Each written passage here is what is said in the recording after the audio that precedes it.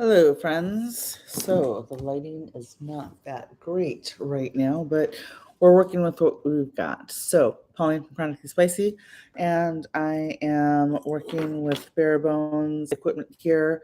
We're gonna start that again because I forgot to start on Facebook. So yeah, we're on that.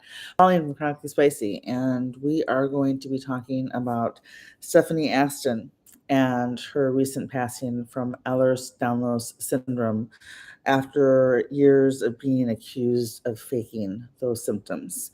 I am chronically spicy across all channels. I have mast cell activation syndrome, hypermobile spectrum disorder, which is in the same family as EDS, but not just doesn't meet all the same criteria. I currently have allergic shiners because mast cell activation, histamine flare. Um, I'm a medical advocate for chronic illness, for medical gaslighting, for latex allergy, severe coconut allergy, and just chronic illness in general. And my entire purpose in what I do is putting out the information out there that I wish had been out there when I was first diagnosed, because I had to find it all out on my own. It took 15 years for me to get diagnosed with mast cell activation syndrome. I was diagnosed with ADHD at age 35. 33. I was diagnosed with as autistic at 44. I was diagnosed with mast cell activation syndrome at 44. I was diagnosed with hyperbolic spectrum disorder last year, or just last month. Actually, just last month. Um, and I want to talk to you about a story that's hitting really hard. Um, and I can't go into too much detail as to why, because I'm personally seeking legal counsel for advice. And that's as much as I can say right now. But if you've been following my story, um, you might have a clue. You might be able to piece some things together. But that's as far as we'll go for now. Right now, I will say this. I'm reading a story from MSN.com. Right now, because I am new and because I'm trying to figure out how to do things, I will tell you that my goal is to eventually get to the point where I can have the split screen so that you can see what I'm talking about while I am reading, as opposed to just watching my face. But this is what I've got right now. So please be patient with me while I slowly build my audience, hopefully start to build a Patreon support system so that I can start to purchase the materials needed to better the quality of the videos that I am producing for you. And thank you for watching. Now for the story from MSN, dated, what is this? This is from 3 weeks ago. Um, Stephanie Aston dies by Ehlers-Danlos syndrome after being accused of faking symptoms for years. Ehlers-Danlos syndrome, also known as EDS. Ehlers-Danlos syndrome, often abbreviated as EDS, is a group of rare inherited disorders that lead to a wide range of symptoms such as fragile blood vessels, loose joints, abdominal scar formation, and soft, stretchy skin that bruises easily. It is caused by gene mutations that affect the body's connective tissues, which are essential for maintaining skin, joints, blood, arteries, and organs, among other basic functions. Unfortunately, there is no cure for EDS, and patients must often adapt their lives to manage its challenges.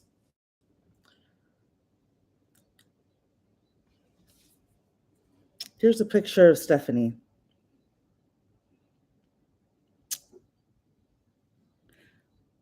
I want you to see her face.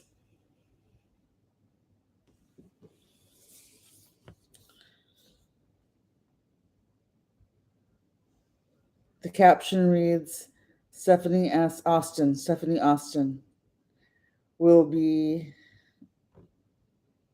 Okay, Stephanie, her name is spelled Aston in the headline and Austin in the caption. I'm a journalist and a former newspaper editor, so I'm noticing the difference. But I believe her name is spelled Aston for last name because that's what I've seen on the majority of things. Okay.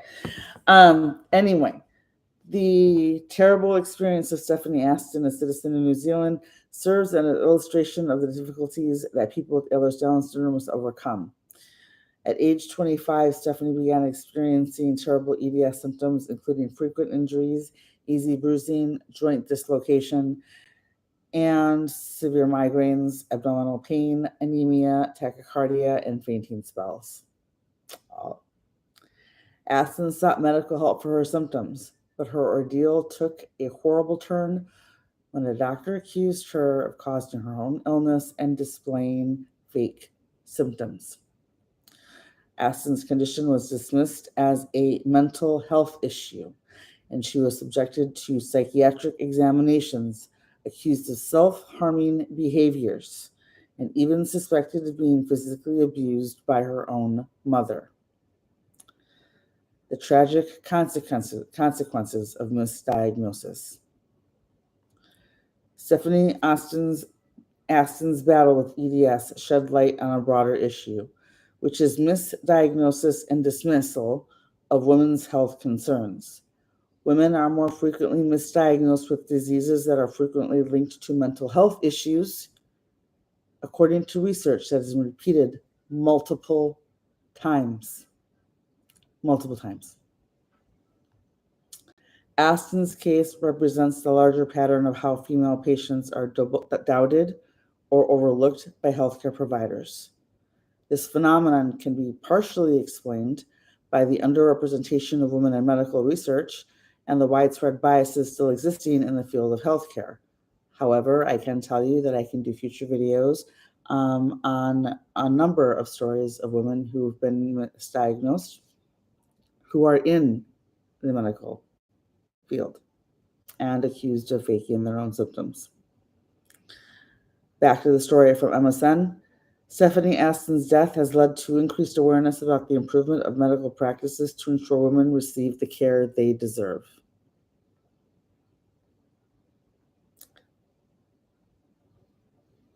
Stephanie Aston never chose to remain silent even after the heart-wrenching challenges she had to face during her EDS treatment. She decided to advocate for the right of EDS patients and also founded the Ehlers-Danlos Syndrome New Zealand Society in 2017. The community admired her for a lot of her dedication to raising awareness for EDS and its symptoms. Stephanie never stopped giving assistance to those in need, even in her last moments. Her legacy lives on through the community she built, which honors her memory and continues her mission to empower EDS patients and ensure that they receive proper health care without the neglect that she had to experience. The Facebook page of Ehlers-Danlos Syndrome New Zealand announced the news of Stephanie's passing away on September 1st, 2023 in her home in Auckland. The tribute post said, "It's with much sadness that we have to announce the passing of Steph Aston. She has also been a beacon for many in our community. Even until the very end, she was keen to help anyone and lend an ear. You will be sorely missed. I hope you will rest well now." Ehlers-Danlos syndrome is a very rare genetic disorder, and the person suffering from it has to go through a lot in order to cope with such a disease that has no formal treatments available. In such a scenario, neglecting the patient's conditioning as fake symptoms can never be justified. Misdiagnosis of women patients is one of the most horrifying things prevailing in the medical sector, and its eradication can only be done by raising awareness and having an open mindset of treating any patient equally, irrespective of gender. This story is again from MSN.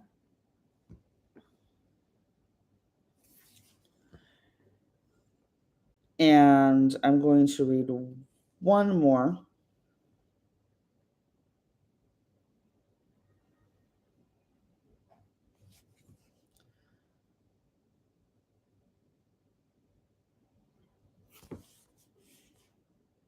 Pauline from Chronically Spicy again, and we are talking about Stephanie Aston, a New Zealand woman who died at the age of 33 due to Ehlers-Danlos syndrome complications after being accused by doctors of faking her symptoms. This story is from people.com because I currently do not have the capability to split my screen.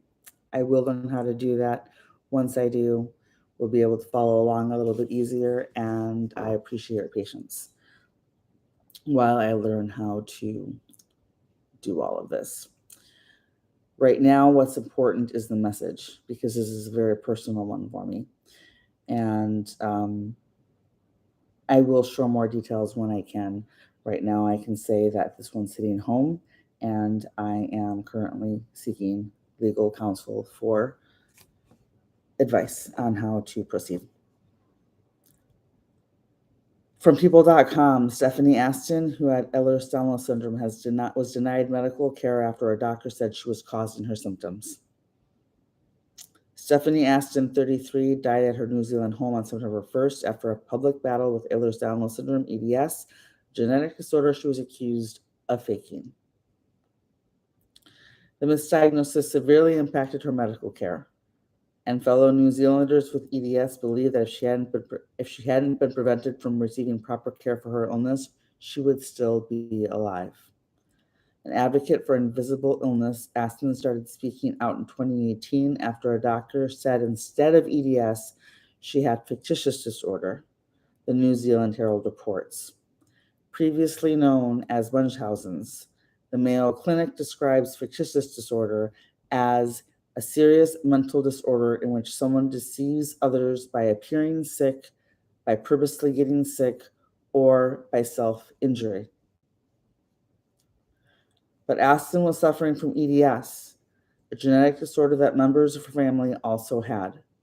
Although EDS generally affects connective tissue, like joints and blood vessel walls, the vascular type, which Aston was thought to have had, is a more serious form of the syndrome that the Mayo Clinic says can cause the walls of the blood vessels, intestines, or uterus to rupture. In a complaint to the Auckland District Health Board, Aston laid out how the misdiagnosis from the doctor, called Dr. A in reports, negatively impacted her anemia treatment. I feel like I've had my dignity stripped and my rights seriously breached. Aston said at the time, according to the Herald. Due to my extremely low hemoglobin levels, my specialists feel I'm at serious risk of dying. However, Aston's anemia was deemed self-inflicted. I was told because I'd been a midwife, I must have been stealing needles from the hospital and bleeding myself.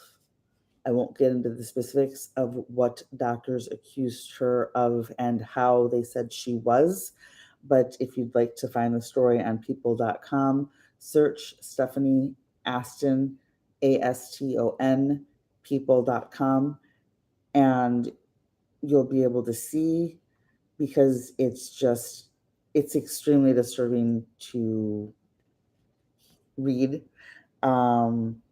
So I'm going to skip that part on the specifics, but I will tell you that it's absolutely horrifying. They accused her of bleeding herself. Instead of medical intervention, Aston was forcibly admitted to the hospital under psychiatric watch. I wasn't even allowed to go to the toilet or bathroom by myself, she told the Herald. Those in New Zealand's EDS community said that they're ready to fight against medical mistreatment in Aston's name. It has been a silent struggle for so many of us, and with Steph's passing, I think so many of us are ready to fight. It's what she would have wanted, said Norma Hockenhall, who has EDS, to the Herald. There are no words accurately to describe how I felt watching this all unfold, Hockenhall said. You are never prepared to see someone you care about die, especially at such a young age. Steph was an accomplished young woman who had her whole life in front of her. With early intervention and a comprehensive medical team, I believe she would still be here. She would have had a chance. Again, this story is from people.com, and this is Steph Aston. This is the woman who passed away because doctors accused her of having fictitious disorder / Munchausen syndrome. And she's no longer with us because of that misdiagnosis.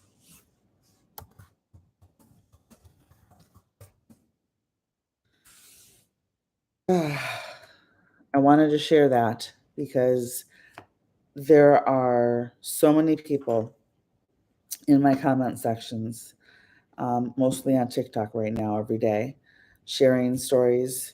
And on my Facebook page, I have a number of posts on medical gaslighting in which people have shared absolutely horrifying stories, others also resulting in the passing of a loved one due to medical gaslighting. And it's a topic that needs to be discussed. It's a topic that needs awareness, and it's a topic that is hard to discuss because people are, one, put in danger when a diagnosis like this is put on their record, on their medical record. Two, it's nearly impossible to fight. The doctors are protected by the system. You have more legal rights if your mechanic misdiagnoses a brake failure on your vehicle and you get into a car accident, even if it's a minor fender bender, than you do if your doctor puts fictitious disorder in your medical records, or any other misdiagnosis in your medical records, and your medical care is impacted to the point that it affects your quality of life or possibly even ends it. At least in my personal experience and from what I've read from and been told by friends and followers and others who we are reading about, just like the story about Stephanie Aston.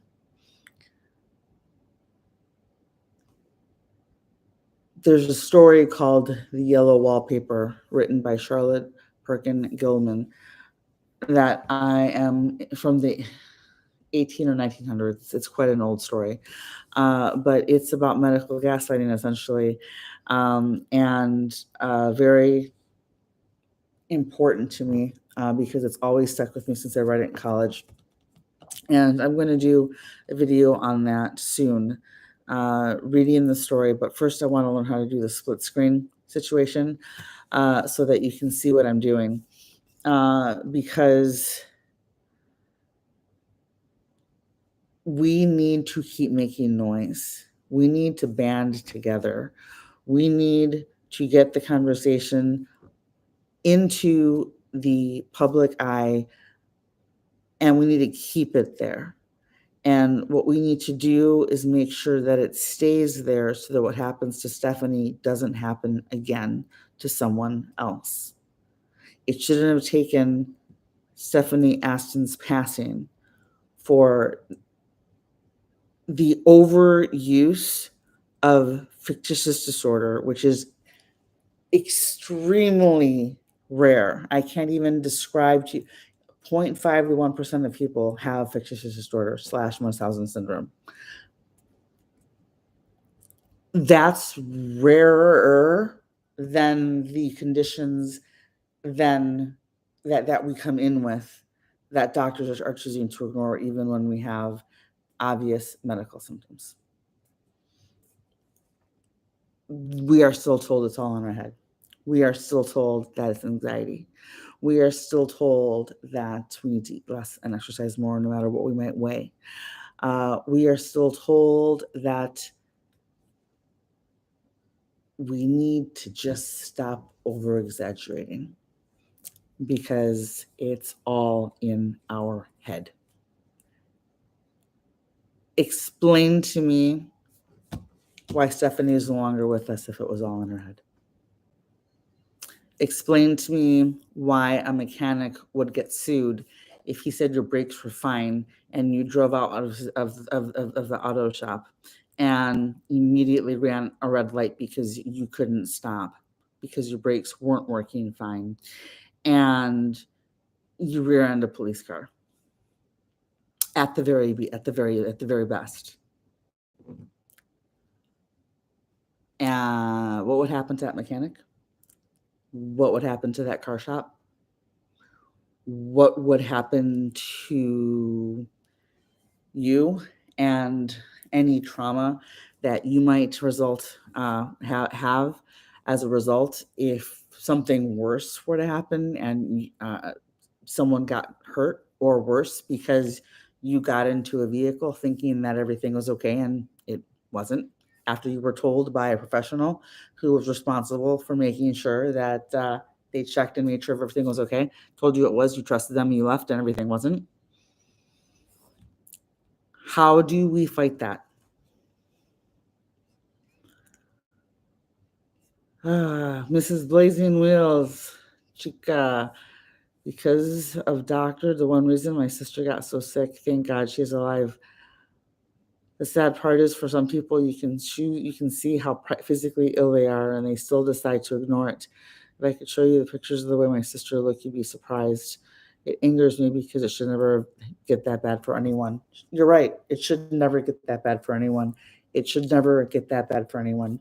If you're curious, I will add a link to in my description box to a viral post on my TikTok account in which I posted a series of photos of what I looked like during my worst mast cell activation flares. The entire time I was told it was in my head. The entire time I was told I was making it up. The entire time I was told I needed to eat less, exercise more, was probably depression, just anxiety. I was told that I was doing it to myself. Why? Every single chronic illness that I currently have diagnosed, I diagnosed myself through medical research 5 to 6 years ago. I'm still working on a few more. I diagnosed my daughter as autistic 3 years before she was diagnosed with a formal diagnosis by a doctor. I diagnosed my daughter with MCAS and POTS and EDS 4 years before she was diagnosed by a medical professional. Hypermobility spectrum disorder, not EDS. Thank you. Hypermobility spectrum disorder. So, although there are some papers that are saying it's the same thing, they're very similar. They're in the same family, but it might not be the same thing, but it wouldn't be overly surprising if they got grouped together at some point. And yeah, exactly. So extremely similar. Some people refer to HSD, hypermobile spectrum disorder, as HEDS, hypermobile Ehlers-Danlos syndrome. The point being, I diagnosed that family of issues for her, or suspected those diagnoses for my daughter years before she was diagnosed officially by a doctor. And to get that diagnosis, we had to drive from Minnesota to Tennessee, because every single doctor that we had in Minnesota was treating both of us for the conditions that we said we believed we had, because we were showing the symptoms of those conditions, yet they refused to actually diagnose the conditions. We got EpiPens. I got EpiPens for mast cell activation syndrome 2 years before I got my diagnosis for mast cell activation syndrome. Explain that to me. I got my medication for mast cell activation syndrome. Hello, Manette.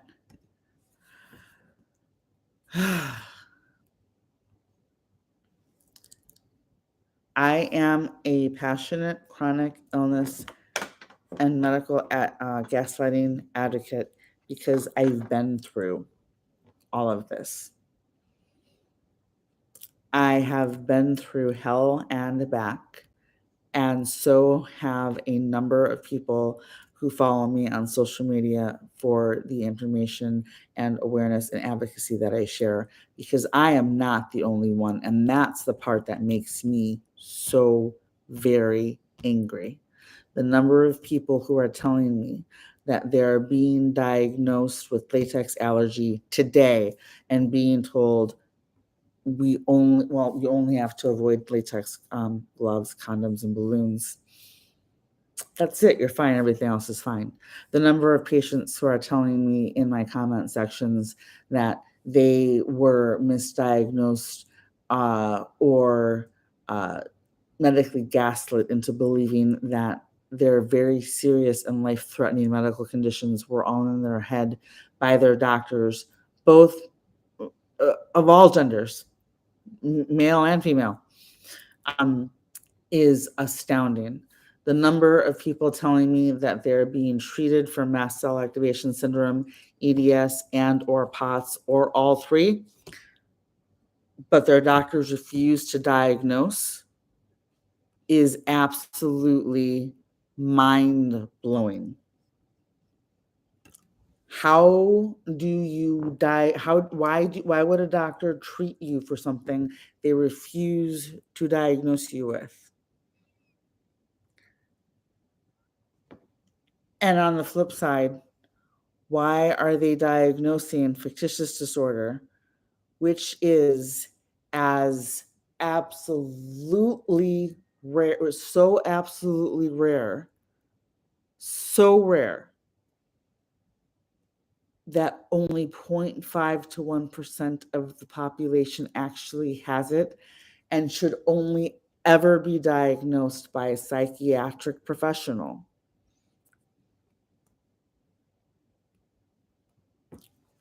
And yet, it's getting a pass when GPs and emergency room doctors without mental health training are diagnosing the condition. And then that diagnosis stays in our records, ruins lives, and puts not only the patient in danger, but the patient and their children and their families in danger, because Munchausen's is one step away from Munchausen's by proxy. So once that diagnosis is in your records, you are walking a tightrope, trying to figure out how to advocate for yourself and keep your family safe while also making sure you don't cross the line from from fictitious disorder to fictitious disorder by proxy. Think about that. That's it for today. I'd like to say that I hope that Stephanie Aston can now rest in peace, that I am proud to see the chronic illness community standing up to support and carry on her legacy, that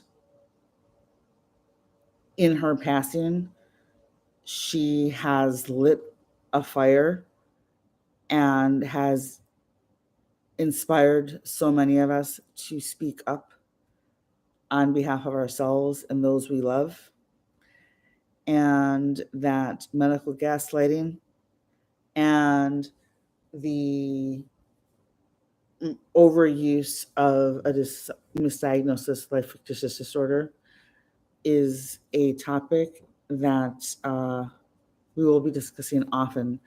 Potentially on a new channel I will be creating on under this account after I purchase the URL, and hopefully can get a nonprofit going that I hope can do some good when it comes to helping people get their stories out for medical gaslighting. If you have been medically gaslit, if you've been accused of fictitious disorder, Munchausen syndrome,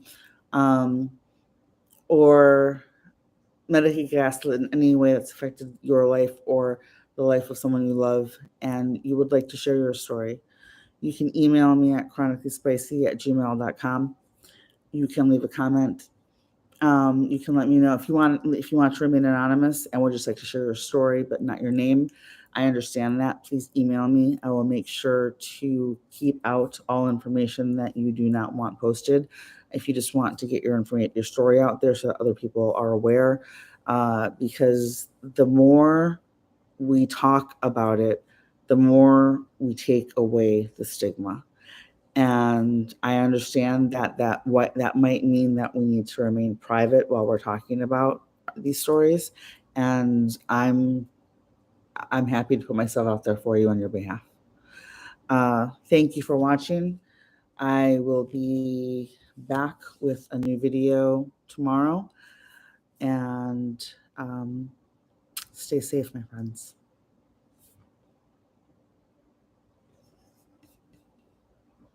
I'll see you in the next video.